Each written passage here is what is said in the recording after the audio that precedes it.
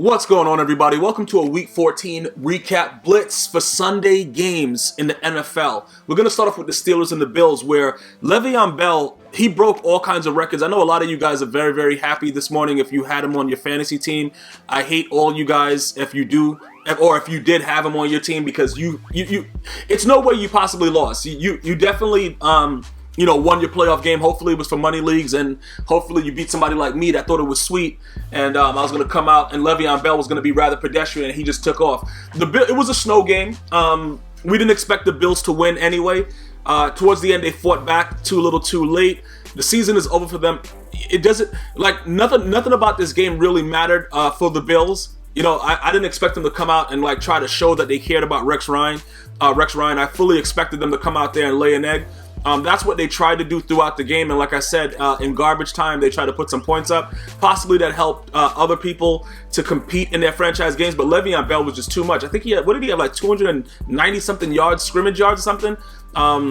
It was ridiculous. So 3 touchdowns and things like that, that's going on. It's no way you're going to beat that team the way that it was. Obviously, the snow affected some of the gameplay, but I can't really blame too much of that. It is the NFL. You play with the elements, so there's no excuse. As we finish up the season, the Bills have some things to prove going into the new season. The number one thing is, I don't know how you can justify keeping Rex Ryan as the head coach there, but or his brother. It doesn't seem like it's working out. Plus, they're in the Patriots division, which is not good. I know Rex Ryan wish he could have chose a different path and not have been. You know, he was a coach for the Jets in their division. Now there's the Bills in the Patriots division. It's just not a good look for him. It's too much. It's just probably too much for him. And what's crazy is, how are the Dolphins, playoff contenders, and the Bills aren't? But that's the way the NFL goes. That's why we watch. That's why it grosses so much cash. Broncos and the Titans. The Broncos are straight garbage. There's not really much to talk about right here. I was really disgusted overall with what they ended up doing. They had a chance to win the game against the Titans in the end, and they fumbled the ball. But I will tell you this, the Titans did everything they could to lose the game. I just don't understand why every week it's the same thing. If you look at their roster and the way that they dominate, because the offensive line pretty much made Von Miller non-existent. If you want to be realistic about it, the Titans, it doesn't matter who they put on the O-line. You can't really get to Mariota, and it has nothing to do with Mariota's elusiveness and his speed. That O-line, they're balling, and I know that a lot of guys give credit. Well, not a lot of guys. Most people, especially NFL pundits, they give a lot of credit to the Dallas Cowboys about their O-line. Let me tell you something, man. The Tennessee Titans I don't know what's going on there, but whoever the O-line coach is probably needs to be the head coach. And who was that? Mike Mularkey. He just needs to go and I don't know, just go away someplace. Even though they're winning these games, I don't think he's the answer for that team. I've been saying that forever. We'll wait to see how it transpires later, but he's just not the guy for the team. But their offensive line, pretty much, when you have an O-line that isolates Von Miller one-on-one, and he can't do anything, pretty much, like he's a joke. The defensive secondary, it's too long for them covering out there. You're not going to be able to. You can't expect any corner to do that, to stay with an NFL athlete for that long. So when you look at this realistically, it kind of makes sense that the Titans won the game, because Von Miller was non-existent. That's the Super Bowl MVP right there. He was non-existent. He wasn't doing anything. He was pretty much contained by the left tackle and right tackle, wherever the hell he was coming from, and he was just getting dealt with accordingly. It didn't matter what he was doing. So it is what it is. Trevor Siemian is trash. I don't know how else to explain that, because when you look at the fact that Peyton Manning was old and wasn't able to get the job done the way we knew of the old Peyton Manning, and they still won a Super Bowl, it kind of makes it a lot worse when you look at Trevor Siemian. It's like, damn, bro, you can't even maintain a game. You garbage. Like, he made some throws yesterday that I think Pop Warner QBs, little 12, 13-year-olds could have done better. So, it is what it is. You guys have him with the Broncos. I think that's something that John Elway has to look at for further review. The Redskins and the Eagles, this game was very, very good, bro. It was very, very good. It came down to the end where, Carson Wentz fumbled because the backup to the right tackle to the backup to the backup of the backup was in there. And it was just, it's like, look, it's time to rape. It was clutch time. Dudes didn't block, and dudes came right in and took care of business. Look, the Eagles, a lot of people were hurt. I know Sproles went off a little bit in that game. I think another guy went out too. I was flipping through so many games, but I can't really understand what happened to the Eagles and the Vikings. They really turned into, I don't know, man. Maybe the pressure was too much. They just started playing like I don't know, but you have to understand something. When it comes down to this late push, is generally we see this. We always see this every NFL year. Certain teams step up to the plate. The usual teams like the Patriots. I can't even really think. I got to just say the Patriots right now because they're the only team that I know for over the last decade that they continue to perform throughout. Every other team has flustered. Last year the Panthers did their thing for a little bit. They continue to be consistent, but it's just something about the way teams start to fluster and get nervous and start to do the wrong thing. And pretty much looking at this realistically, Kirk Cousins tried to give them the game. Kirk Cousins really tried to give them the game with a pick six, and they couldn't do it. They found a way. The defense found a way to give up plays, and like I said, I like Carson Wentz. So I know he fumbled, but I also know that as the right tackle, Lane Johnson taking steroids, PEDs, and him not being in there and all kind of stuff. Whatever the excuse is, if you're a football player, you're a national football player, you're an athlete at the highest level, you got to be able to maintain your block in a clutch situation. And they let the guy ride around, and he came in and just sacked him, and the fumble ended the game. But the game was very exciting. Deshaun Jackson was actually clocked as the fastest person that day at like 21 miles per hour. I don't understand how that guy is still that fast. And you got to remember, it was a guy, Chip Kelly, that coached the Eagles that got rid of him for some reason. Chip Kelly is probably the worst thing to happen to football. Like I tweeted this out. He's probably the worst thing to happen to football since Jamarcus Russell. The guy's an outright joke. So, I'm going to continue to say that. It doesn't really matter to me. I just really despise what he did to the Philadelphia Eagles organization. And he should have to do something like, donate some of his salary or something to Eagles organizations, communities in that area, something, bro. Because the guy destroyed an NFL franchise. Cardinals and the Dolphins. You know what? I've been saying this for the last 6-7 years that Carson Palmer is a joke. He is a joke. He tried to make a run back late. They did. That's not something that I expected him to do. I didn't expect him to come back late and even make those throws. I expected him to continue to play like a bum. He did score, set him up, and 2-point conversion to David Johnson, all that stuff. And then eventually the Dolphins came back and scored. But Tannehill is allegedly out for the rest of the season with a torn ACL. I don't think that matters. Let me tell you why. Ryan Tannehill is a bum. Okay, so I'm not really it wasn't like shocking like that. Okay, how are they gonna do it? I think that whoever they put in there, whichever one of the quarterbacks on the roster that they put in there, I think that they can do a similar job to what Ryan Tannehill was doing for less money. That's just my opinion. I can't really go out on a limb and say that I'm really, what are the Dolphins going to do? Because Tannehill is a bum. He's an outright bum. I think he's probably, he's one of the worst quarterbacks in the league. Let's just be honest about it. The guy, I don't know what the hell. He made a throw yesterday that I just couldn't believe that he made. It was just really, really ridiculous. I don't know why he did it. If he was high, is he taking drugs? I don't know what the thing was about it, but he did it. And I think he ran after it. It was like a fumble. I don't know what he was doing. Doesn't matter. The bottom line is the Cardinals not going anywhere. I told you guys that Larry Fitzgerald is screwed because his quarterback is Carson Palmer. I told you that Bruce Arians is messing around with his health because that guy is his quarterback. He's already went to the hospital once. He may have to return soon. And that's pretty much it. But regardless, I think the Dolphins can still do damage without Ryan Tannehill. That's what I really wanted to say. The Vikings and the Jaguars. This game came down to the wire. It was a very, very hard-fought game for a Vikings team that's fighting for their playoff lives. The Jaguars are cow manure. And it's not even the real good fertilizer kind that you pay money for. They're just cow manure. And you really almost lost to them. The Vikings are... Listen, Sam Bradford threw some dots. He was consistent enough to make them end up winning this game. That's great. All I'm saying to you is this. You have to be careful with the fact that that's what it took to beat a Jaguars team. It doesn't make any sense to me. You know what I'm saying? None of this stuff makes any sense to me. Just looking at it overall, you have to be very, very careful about what goes on later on as the season, continues to end out with the Vikings, because the Jaguars are not a good team.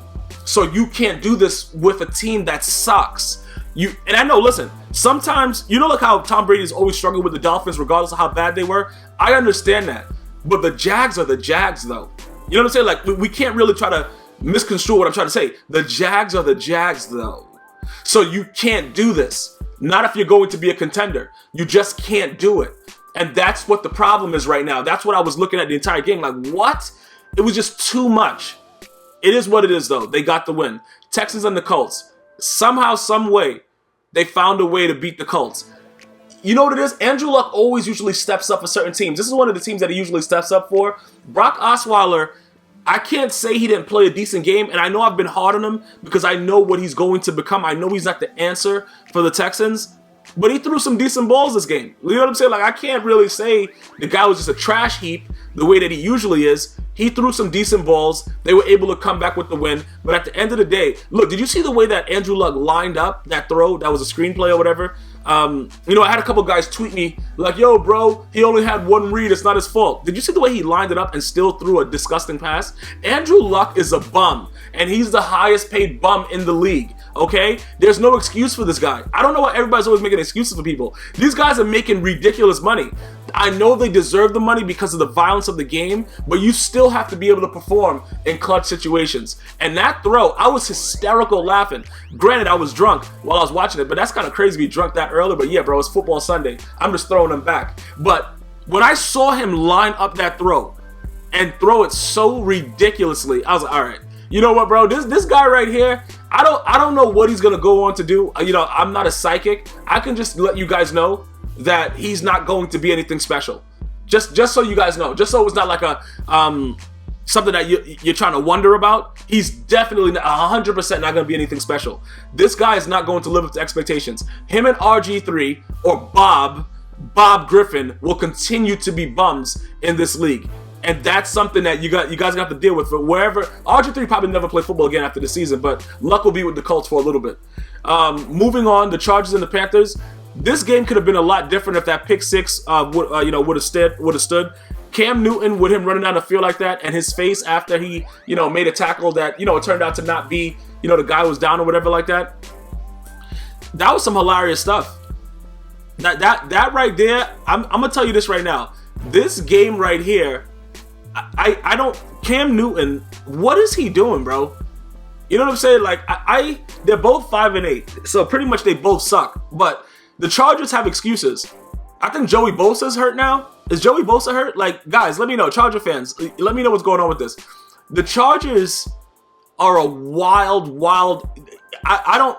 Everybody on their roster is hurt. So if everybody on the roster is hurt, how the hell do you expect them to compete? Did somebody sell their soul and now it's coming back against the Chargers? I don't know what's going on, but the Panthers, they really. Cam Newton really threw that ball. And like I said, I was flipping between channels. So when I saw it, they kept on, or whatever, when he ran it back for 6, right? Because it looked like he was touchdown. Then he got up and he ran it.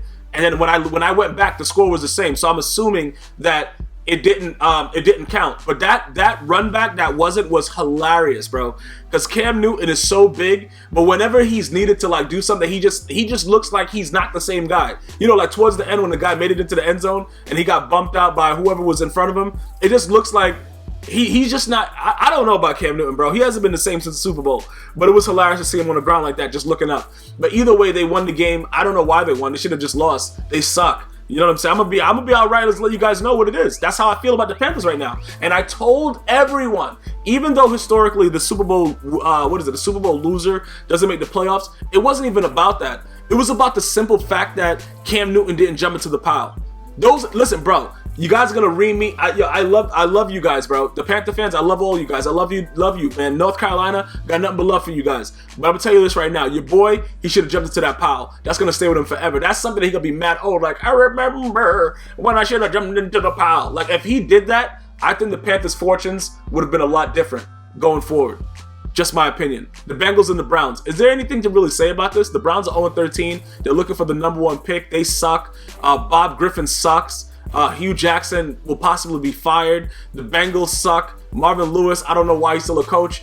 It was this game right here. I really don't know if it was anything to really talk about. You know what I'm saying? Like, what are we really talking about when we're talking about Marvin Lewis and Hugh Jackson? Let's be realistic about it. Is that news? Both of these coaches should not be coaches in the NFL. So, look, I know I'm being harsh on Hugh Jackson, but look at who you took a chance on. Bob Griffin. Like, I'm not calling him Robert. Like, the dude is Bob. You know, this guy has single-handedly destroyed a franchise. And when I say destroyed, I mean people put faith in the fact that he could be the RG3 of old, and he crumbled. He crumbled. He was a failure. It was disgusting. I really don't think that he will play football as a starter in the NFL again after the season. I don't know who is willing to take a chance with this guy. The guy is very, very frail. Maybe he has to hire another personal trainer. Maybe he has to do HGH. I don't know what he got to do, but the guy's always hurt. He's not somebody that's reliable. He's never on the field most of the time. It's not something that we should be looking forward to. That's what I'm trying to explain to you guys. It doesn't make any sense. We cannot continue to put our fates and our hopes into guys that are bums. And that's what this guy is. It's point blank, period. It is what it is. There's no other excuse for what this guy is doing. He is a joke. Bob Griffin. Bengals suck. That's pretty much it for that. The Bears and the Lions. Listen, I tell you guys right now, I've been very, very hard on Jim Caldwell. I've been very, very hard on the Lions. Okay? Golden Tate with that tip pass that was picked by the Bears. The Bears really needed it. But the Bears had some plays going down the stretch. Just the stretch that I thought should have stood. The refs were just really throwing a lot of flags, man.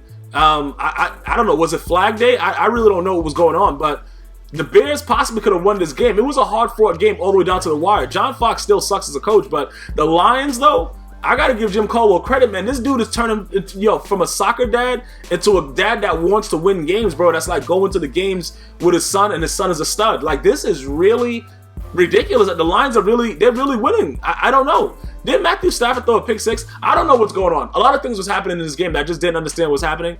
But when it's all said and done, the Lions look like they might be able to get their ass whipped in the first round of the playoffs. Like, you guys, what you thought I was going to say? Like, these guys going to compete? Come on, man. Get out of here with that. These dudes, look, even if they do make the playoffs, which they probably should, they're going to be eliminated in the first round.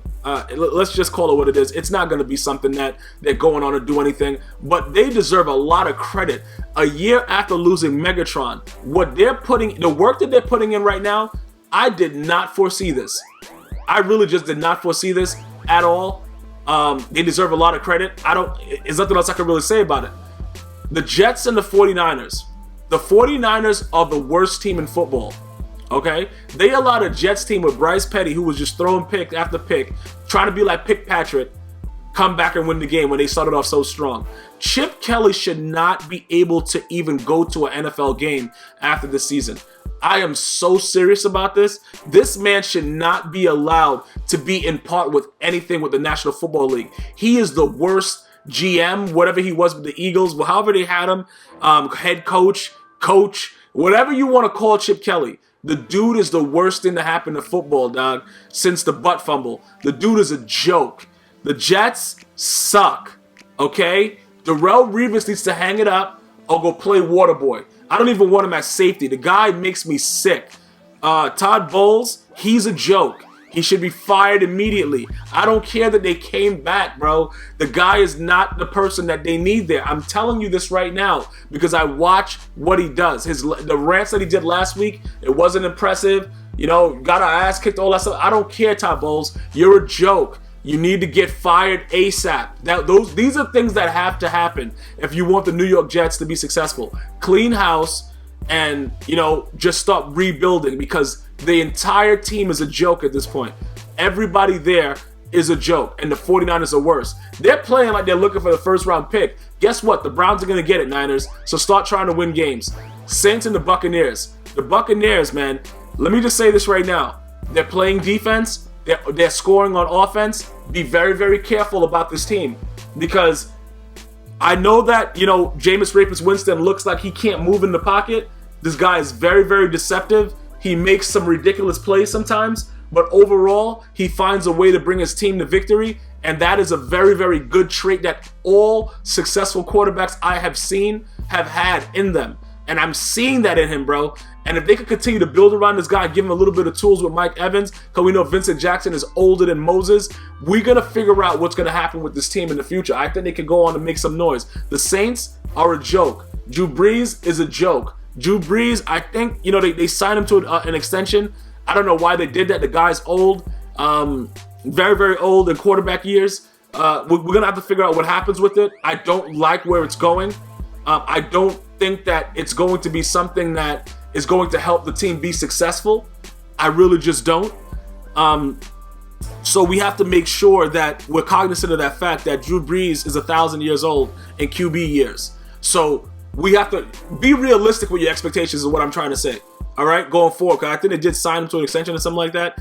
I think they're scared to move forward. Sean Payton and these boys, they got to figure out what's going on. Their defense doesn't really play defense. You know what I'm saying? For the most part, they played decent yesterday. They held them to 16 points. So the defense played well. But the Saints is a hot mess. Let's just be honest about it. We got to figure out what we got to do there and try to rebuild that team to be successful. Oh my God, Falcons and the Rams, bro. Yo, Jeff Fisher's just smiling. Yo, he probably sleeps so good at night, yo. This guy because he's getting away with murder. This dude is the worst coach ever. He is a joke.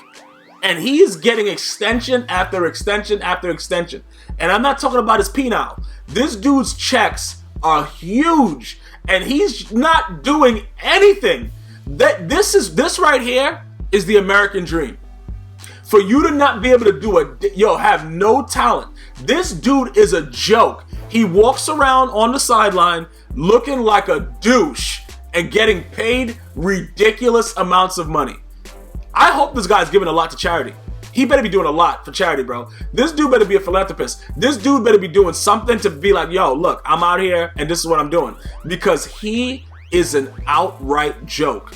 This team is so stacked with so many different weapons. And this guy, Jeff Fisher, he just continues to come out and lay egg after egg after egg. This dude is an outright joke. Outright. The dude is a joke. It's not even close how much of a joke this guy is at this point. I have no idea how this guy is still a head coach. And I just wanted to take a little bit more time to talk about this, bro. How is this guy there? I don't know. The game starts off with a fumble. The Falcons go up immediately. Deion Jones is faster than Deion Sanders. Like, the Falcons were just all over them. Matt Ryan played very, very well. No Mohamed Sanu. No Julio Jones. Out there balling. The Rams are total garbage. There were guys that were scoring touchdowns I never even heard about. This team is disgusting. They are disgusting. They're an embarrassment. They suck.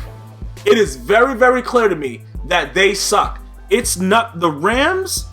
Look, do you guys remember what was that dude's name? I forgot his name. Like, he's supposed to be the first gay player, and the Rams drafted him.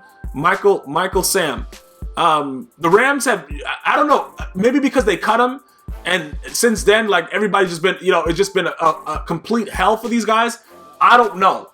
But Jeff Fisher is the worst coach ever. He's the worst coach ever. You know why ever? Because he's getting paid and he's accepting the money. At some point, you got to say, look, do you see my record? Like, tell the owner, like, I know I got you guys by the balls because I probably got nudes of your wives, but bro, stop paying me.